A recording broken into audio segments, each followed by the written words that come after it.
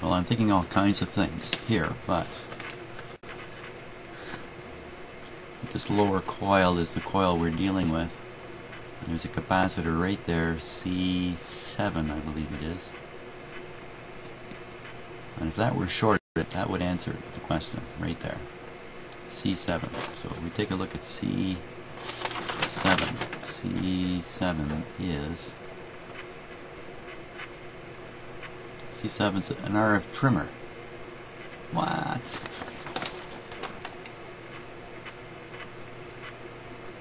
Oh yeah, if you look really close, there's a little arrow in the symbol there. Then. Okay, that's not going to help. Unless the trimmer's shorted. Not much chance of that.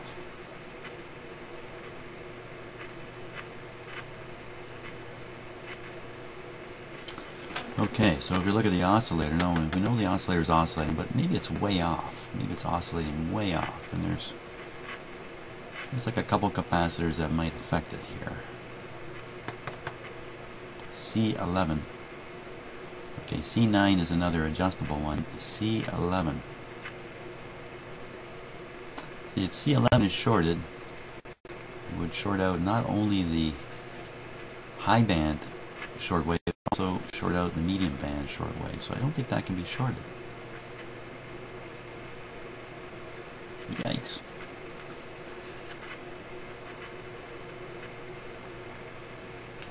Double, triple yikes.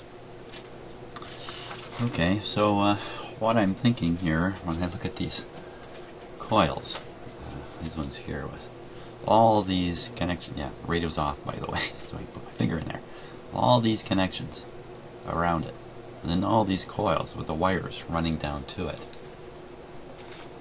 For the life of me, I don't think I'm going to be able to sort out exactly where each wire goes on those coils.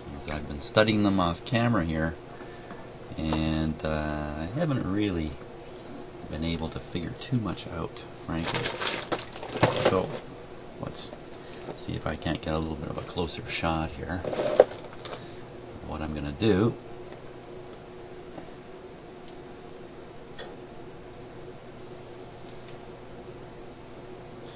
and so here's my thinking on this now.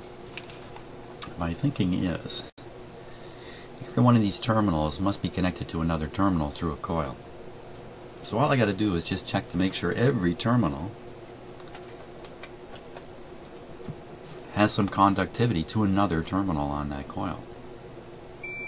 So I'm gonna use this meter. You'll hear that tone as I go through. I'm just gonna check them all. And I'll just start with this one right here. Easy enough to get on. Look at that.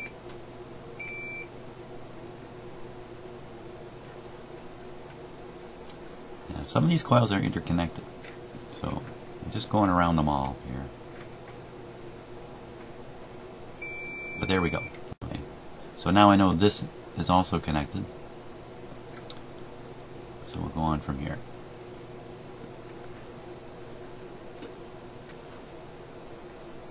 Okay, so this one's connected. You know, unless there's a short in here, and maybe this isn't the best way to do things. There we go.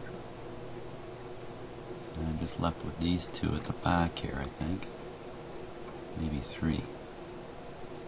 Hey, nothing. Oh, there it goes. And this one here. Okay, so what I've been able to determine there is that every one of these coils has conductivity through it. I think that's what I'm managing to do. Now, I picked kind of a silly coil to start with, in a way. I think that's the oscillator coil down there. No, it's not. That's the RF coil. That's the one I'm so curious about. That's the oscillator coil here.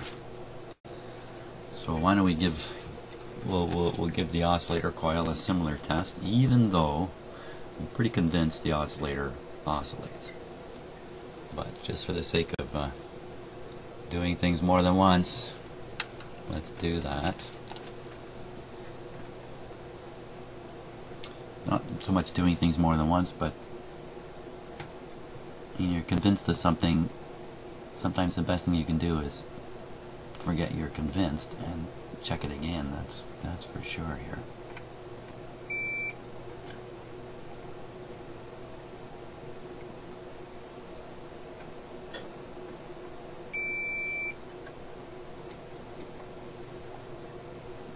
There's a short in the winding of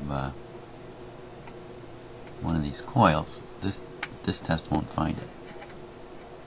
Yeah, I've got one here that's not reacting.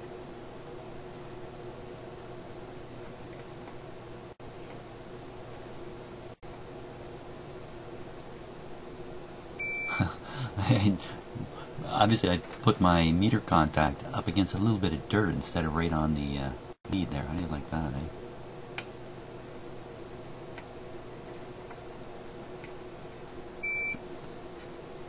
Hey, I'm getting one that's not reacting here.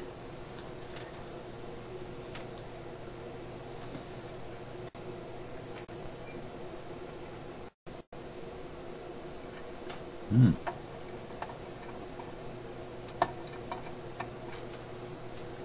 Hmm.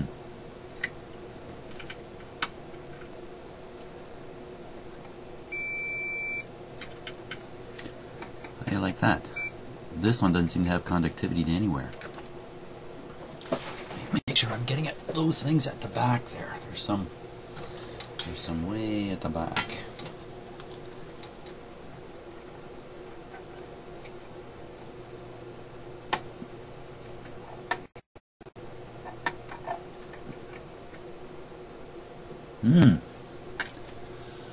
This guy, he doesn't seem to want to go. Now, maybe that's because of the switch. No, that's not possible.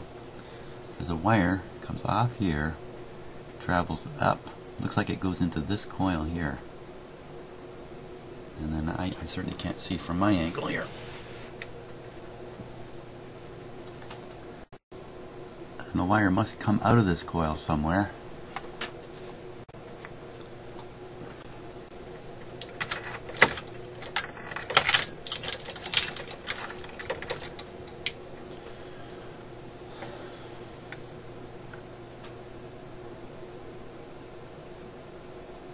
Right at the back there.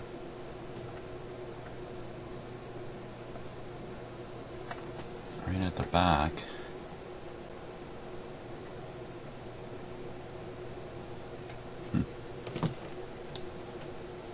This was the guy here, wasn't it?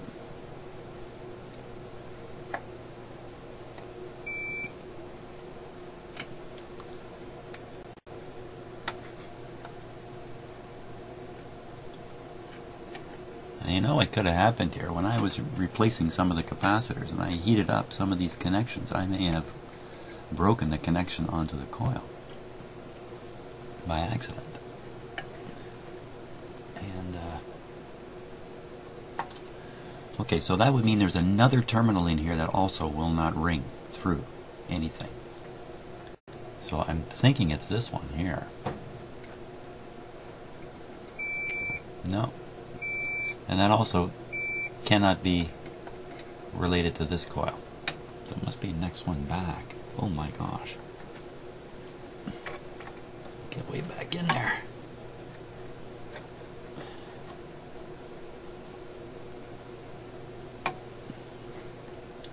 Tricky business from where I am. Oh. You can see from this side here.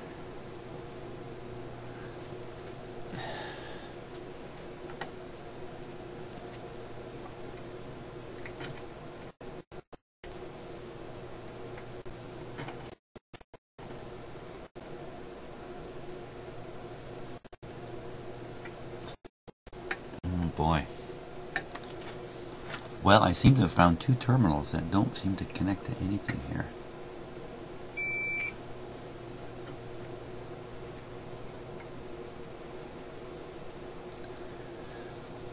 Let's see if that is that the terminal that picks up the wire that seems to come back from the coil. So there's the wire. Wow, hard to see. It's right behind the coil, for crying out loud.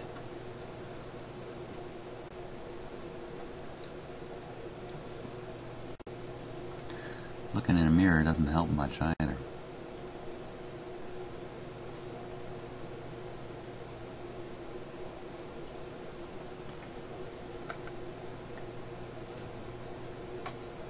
Now, is that the coil I loosened and swung out a bit? It is, isn't it? I think it is the coil I loosened and swung it out just a little bit to get in behind there. Maybe I disconnected something when I did that.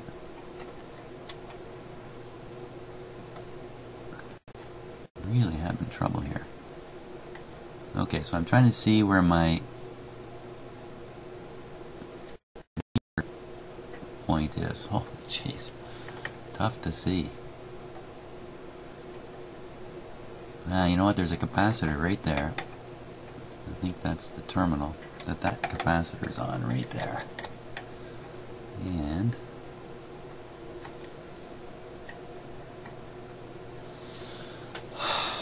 okay, let's see if we can make a more positive identification of what we're doing here, because it doesn't make sense that the middle coil here, at least in my mind. You know what? That is the biggest coil on here. So maybe that is the high frequency shortwave coil.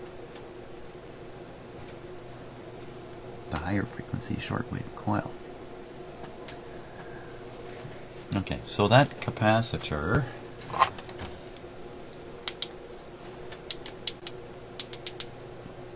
my $2 flashlight is showing why it cost $2. Come on. Nothing worse than having tools and equipment that don't work.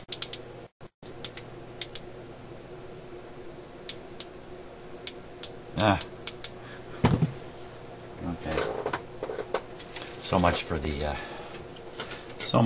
newfangled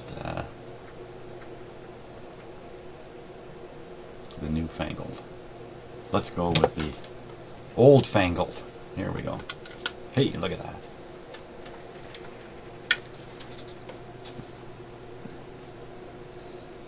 I see the capacitor. It's a fairly large mica capacitor, and it connects to pin number, that would be 7, pin number 7 on the 6A8. Good. Pin 7, 6A8. Pin 7, 6A8. 6A8. Pin 7 here. 1, 2, 3, 4, 5, 6, and 7. No way. Pin 7 looks like a heater connection.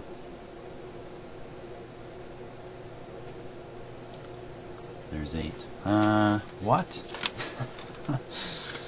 Must be the flashlight. That'll be pin 8 there. Pin 7 there. Well, that's where it connects, alright, and it goes right to ground. That's actually a connection to ground. That's not pin 7. That's just a cheap way to connect to ground. Man, I get fooled by that so many times. So, it's a capacitor off the coil that goes to ground. Okay, now I'm looking at the schematic here. Okay. So, we think we're fiddling around with these coils. And I don't know why I would get an open circuit and now discover a capacitor going to ground. None of that makes a lot of sense. I don't see any. Oh yeah, I don't know if I'm on the primary side or what. I don't know what I'm doing here. Don't know what I'm doing. Let's double check this resistance thing and see if we can move on from there. Because in the pattern of connections on these coils was that they're kind of paired side by side, but you know, I don't know if that's really true. So, and I'm speaking out half-baked thoughts here. So if you follow me and you're having trouble, it's because I'm not wordifying everything that's going through my head.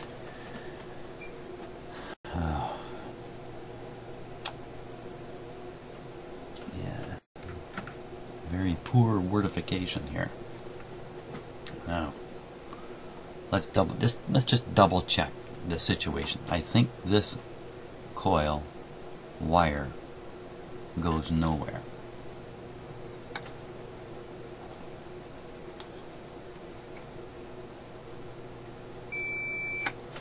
Here we go.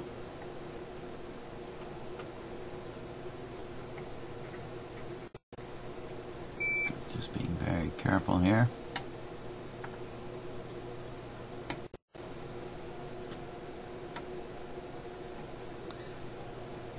It's possible if the resistance of the wire is high that my meter won't beep.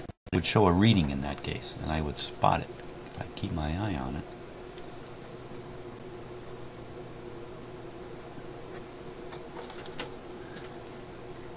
And again, this isn't making a lot of sense to me.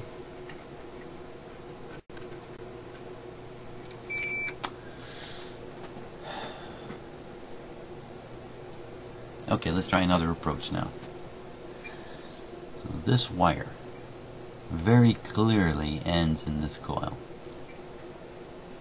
That wire goes over the coil.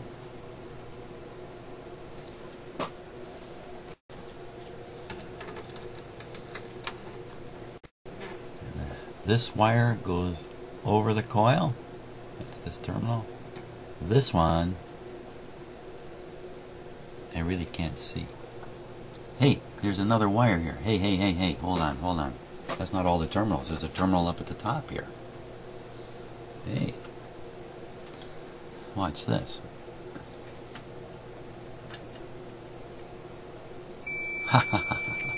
Okay, so that answers that question. All these coils appear to be conductive. Now we're left at the RF coil, the antenna. I'm sorry, the antenna coil. I'm not so sure that could deaden the radio so much, but let's do the same thing. We'll run around the coil and just look for continuity off of every lead wire. We'll see how that goes.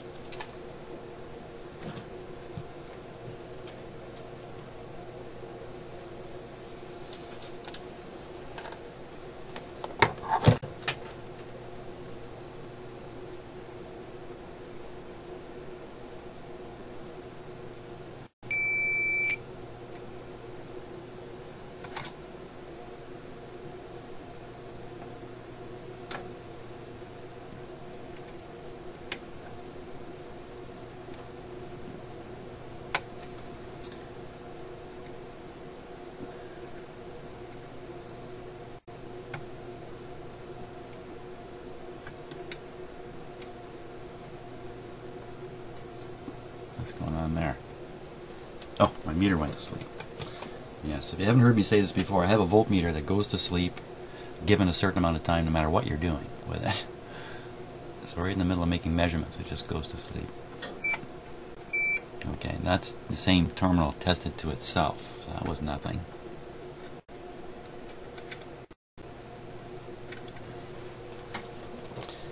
The reason one of these coils would break normally is due to a fault in the high voltage system drawing a huge current through the coil.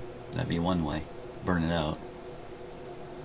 Another way is mechanical damage from stuff like this.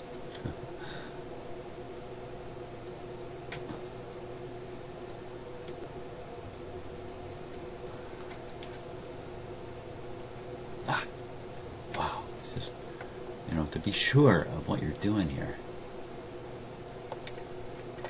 is not easy. There we go.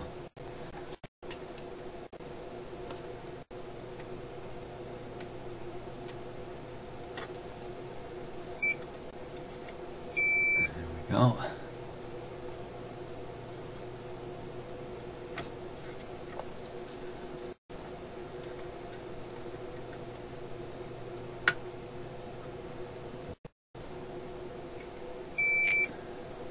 I think there's one more to check here.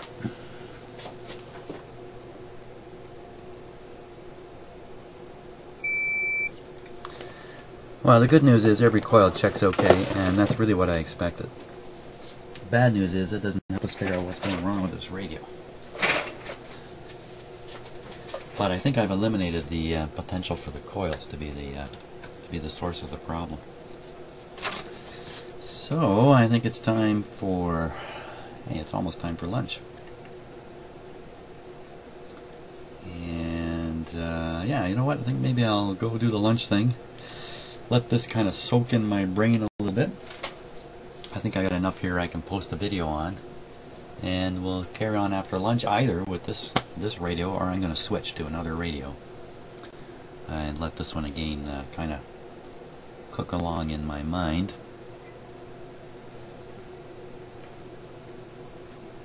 What are the chances it's simply the switch here? Hey, why don't we eliminate that? Give it a little bit of cleaner. And,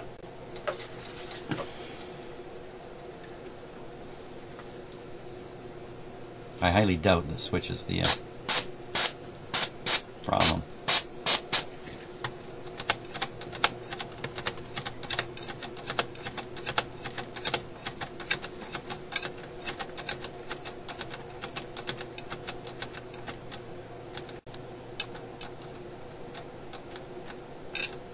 So I'm trying to see every contact in there while I'm doing this and see it move as the contacts move around, and you know, everything looks just fine in there. Hey, what's that? There's something a little curious. Let's see if I can get a closer look at that. That's a little interesting. It's going to be a little tough to get on camera, but I'm going to give it my best shot here.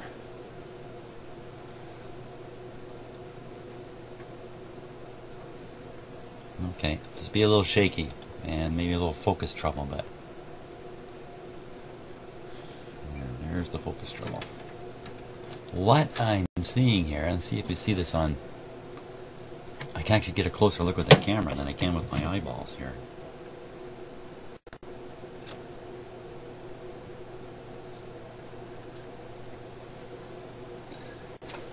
Chances are what I think I'm seeing, I'm imagining.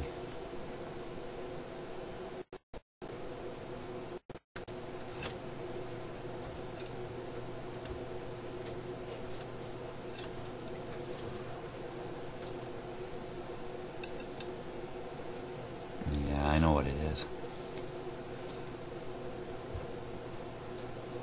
It's very hard to see, but the switch contacts have, let's call them wings bent up in order that the splice skids under them properly.